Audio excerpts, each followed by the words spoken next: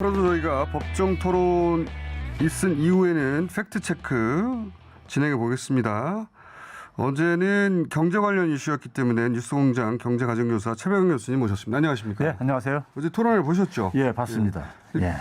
교수님 평상시에 하시던 주제가 많이 늘어났다고요? 예. 한 2년간 얘기하셨던 내용들이 많이 나와가지고 교수님이 이제 유튜브도 따로 하시는데 그 방송 내용을 들으신 분들은 그 주제가 당장했다 이렇게 말씀하실 만한데 특히 많이 나왔던 내용이 국채 발행. 예. 예. 요지는 국채 발행 우리가 이제 재정 건전성이 지금 안 좋은데 예. 국채 발행 해도 되느냐, 얼마까지 해야 되느냐. 이제 윤석열 후보도 안철수 후보도 이재명 후보에게 국채 발행을 함부로 하게 되면은 여러 가지 문제가 생긴다. 요지에 그런 질문을 했고 이재명 후보는 국채 발행은 우리 충분히 할 여력이 된다. 더군다나 기축통화국가로 우리가 갈 수 있는 여력이 있다. 이런 얘기를 했는데 예. 공방만 진행되다 보니까 사실관계가 이제 드러나지 않았거든요. 예. 지금 해외 국채 시장에서 채권 시장에서 예. 어저께 이제 안철수 후보가 이제 그런 표현을 했었죠. 이 국채를 너무 발행하게 되면은 이 수요가 없으면은 그렇죠. 수요가 없으면은 그러니까 금리 오르고 예. 이제 뭐 여러 가지 그게 부담이 이제 증가한다 뭐 이런 얘기 했었잖아요. 그러니까 기축통화국은 예. 국채 발행하면 국채에 대한 수요가 많아서 몇 평채 얼마든지 되는데 우리는 기축통화국이 아니기 때문에 이게 이제 발행했는데 안 사가면 어떡하냐. 그런데 마침 작년하고 올해 교수님하고 이 사안을 다뤘었어요, 저희가. 예, 맞아요. 예. 이게 지금 이제 아마 시청자들도 기억나실 텐데요.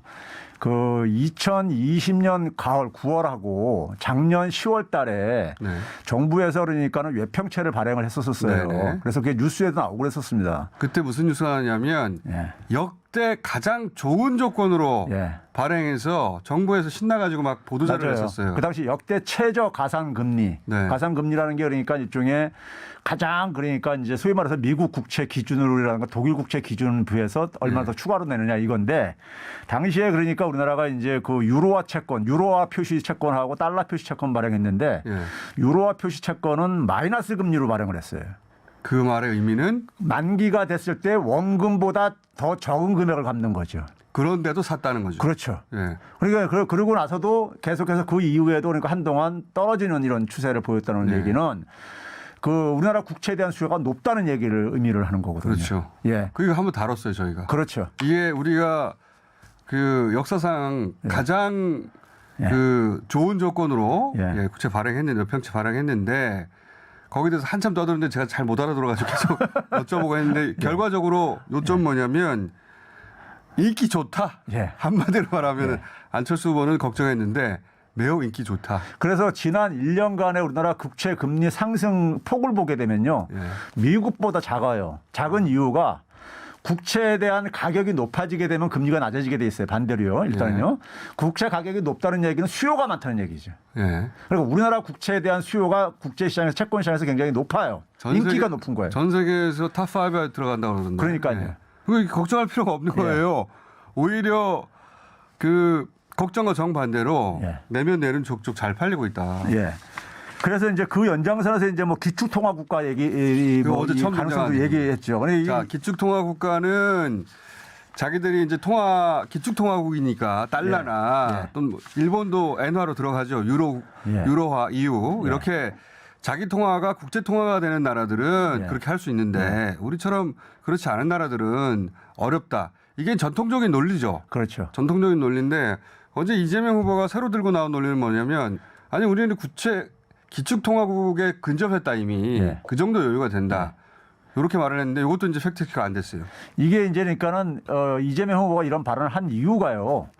전경련에서 2월 13일 날에 보도자료를 냈었어요. 전경련에서. 예, 전경련하고 한국경제연구원하고는 좀 이제 더 이제 그 상위 기관이긴 한데. 이제 그 전경련에서 했다면 윤석열 안철수 후보와 이재명 후보 입장이 뒤바뀐 건데. 그렇죠. 예. 예. 여기서 이제 뭐라 그러냐면 우리나라가 이제 그러니까는 소위 말해서 우리가 국제통화 체제 속에서 보게 되면 SDR이라고 예. 소위 말해서 과거에는 금하고 달러 같은 기축통화만 이렇게 있었는데 금은 이제 우리가 이제 교환하기가 쉽지가 않잖아요. 그렇죠. 그래서 이제 제3통화로 만든 게 특별 인출권이라는 게 있습니다. 그 특별 인출 제3의 화폐를 만든 거죠. 제3의 화폐. 제3의 과공의 화폐를 만들어 놓고 그것을 산정하는 그 기준 통화들. 예. 그게 지금 현재 5개 국가의 통화가 있는 거예요. 예. 달러, 유로, 엔화, 파운드, 그다음에 이제 뭐 위안화 이렇게 있는 거예요. 근데 여기에 6번째로 한국이 될 가능성이 높다. 예. 이게 이제 그러니까 보도자료에 나왔던 이게 거고. 정경련의 이야기입니다. 그렇죠. 예. 예. 근데 여기에 이제 상당히 이제 이게 뭐냐면은 과거에 그 블룸버그 통신에서 예. 이미 해외에서 예. 한국을 그렇게 취급을 해왔었어요. 예. 그러니까 2015년에 블룸버그 통신의 보도에서 기축통화국이 이게 그 통화 바스켓에 5개국 말고 추가로 더 확장할 때 6번째 화폐 대상이 1순위가 한국이다. 원하다. 예, 이런 얘기를 했었어요, 이미요. 이미 오래전부터 했는데 예. 근데 이제 코로나 지나고 예. 코로나 국면에서 경제 회복력이 가장 강하다 보니 예. 6번째로 원화가 들어갈 대상이 충분히 됐다 이제. 그렇죠. 이게 이제 IMF 설립 취지하고도 맞아야 되고 그다음에 이제 뭐 경제 규모가 굉장히 안정적으로 운영돼야 되는 거거든요. 실제 그런 논의가 있는 거군요. 많이 그렇죠. 있는 거군요. 그리고 정경련에서 괜히 그걸 하는 얘기는 아니고 바깥의 외부 분위기를 보니까는 그렇다는 얘기고 올해 5월달, 6월달에 이거를 이제 그러니까 다시 또 이제 회의에 검토를 하게 돼 있다 보니까는 올해 5월, 6월에 얼마 안 남았네요. 예, 그러다 보니까 이제 이런 이제 보도자료를 냈던 거예요. 그러니까 이거를 그러니까 지금 이재명 후보는 인용을 한 거죠, 일종의. 이런 논의도 있다, 지금. 아하. 예. 그러니까 그런 논의가 있고 그다음에 외평채 인기가 역대 최고니까 네. 국채 발행할 여력이 있다. 예. 이런 요지의 예. 발언을 이재명 후보는 한 것이고 예. 그 윤석열 후보는 국채 발행하면 안 된다. 예. 안철수 후보는 국채 발행을 하다가 그러니까 인기가 없으면 어떡하냐. 예. 뭐 이런 요지가 공방에 오갔어요. 예. 그다음에 그 연장선에서 이제 그러니까는 기축통화국가 비기축통화국가의 이 국가 채무 비율이 예. 이게 그러니까 다르다 이 얘기가 굉장히 많이 그 교수님의 인용한 주제였는데. 그렇죠.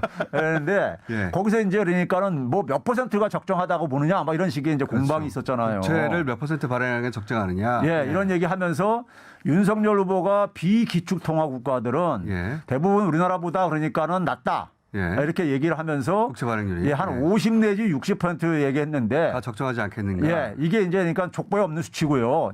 결론부터 얘기하면은 족보에 없다는 것은 그 경제 전문가들이나 혹은 국제기구들이 제시하는 퍼센티지가 아니다. 그렇죠. 예. 예를 들어서 이제 우리가 비기축통화 국가라면 아까 얘기했듯이 5개 국가 빼놓고 나머지가 다인 거예요. 전 세계가 다죠. 그럼 네. 195개 국가 정도 이상이 포함되는 건데 예. 그거를 산출하는 통계는 존재하지도 않고요. 예, 산출하기 힘들다 보니까는 IMF나 국제결제은행에서 소위 말해서 이제 그 그룹별로 이제 국가 채무 비율을 발표를 하는데 예. 그래서 비기축통화 국가의 대표적인 국가들은 뭐냐면 신흥 국가들, 예. 신흥 시장 국가들 이런 국가들이 있는데 이런 국가들의 국가 채무 비율이 2020년 기준으로 21년은 아직 다 집계가 안 됐기 때문에 한 65% 돼요. 우리보다 높네요. 높죠. 예. 그다음에 뭐냐면 선진 국가 중에서 기축통화국가가 아닌 나라들 있잖아요. 예. 예를 들어 싱가포르, 홍콩, 뭐 이스라엘 뭐 이런 나라들 같은 경우도요. 싱가포르가 얼마냐면 152%예요. 홍콩도 80한 2, 3% 되고요. 예. 그러니까 우리보다 훨씬 더 높지요. 그러니까 그러면 어제 이제 85%라는 기준이 툭 나왔거든요. 예. 그러면 선진국 기준치가 85%다. 뭐 이런 얘기가 나오는데 그거는 85는 그거 근거가 있는 거예요. 뭐냐면요. 근거가 있는 겁니까? 2018년 2월 달에 IMF에서 각 국가별 그러니까 보고서를 연례 보고서들을 이렇게 발표합니다. 2018년 2월 달에 IMF 연례 보고서가 발표가 돼. 한국에 대한 코리아에 대한요. 이건 쉽게도 검색할 수 있으니까 찾아보시면 되는데 거기에 아마 43쪽인가에 거기 보시게 되면요. 제가 그 페이지 수까지 제가 대충 기억하는데 43쪽. 거기에 보면은 한국에 그러니까 이게 2017년 상황이니까 이건 사실 그러니까 상황에 따라 변할 수밖에 없는 게요. 그렇죠. 국가 채무 비율은 이자율에 많이 영향도 받기도 하고요. 그러면 이제 그 당시에 IMF 그 보고서에서 한국이 85% 정도까지 감당이 가능한 이런 얘기가 나와요. 수치가요. 이재명 후보가 말했던 그 85%는 IMF 근거 수치가 있긴 있고 있긴 있고. 근데 그러니까 IMF 당시 기준으로는 한국 경제 상황으로 볼 때 한 85%까지는 국채 발행해도 된다는 거죠. 근데 그렇죠. 지금 우리가 50%가 안 되잖아요. 그렇죠. 여유가 있다는 얘기는. 근데 이제 안철수 후보는 재정이라는 것은 보수적으로 운영하는 게 맞기 때문에 안 될 경우를 상정하고 발행해야 된다. 이런 취지거든요. 근데 물론 어느 누구도 몇 %인지는 정확하게 말할 사람이 세상에 없죠. 예. 세상에 없는데 그래서 이제 지금도 이미 많다. 더 이상 발행하면 안 된다는 거고 한쪽에서는 이재명 후보 쪽에서는 더 발행할 여력이 있다.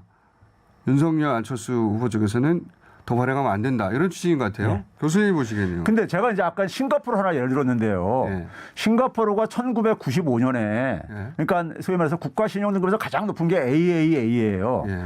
95년에 AAA 되고 나서요. 예. 지금까지 한 번도 AA에서 변한 적이 없는데 예.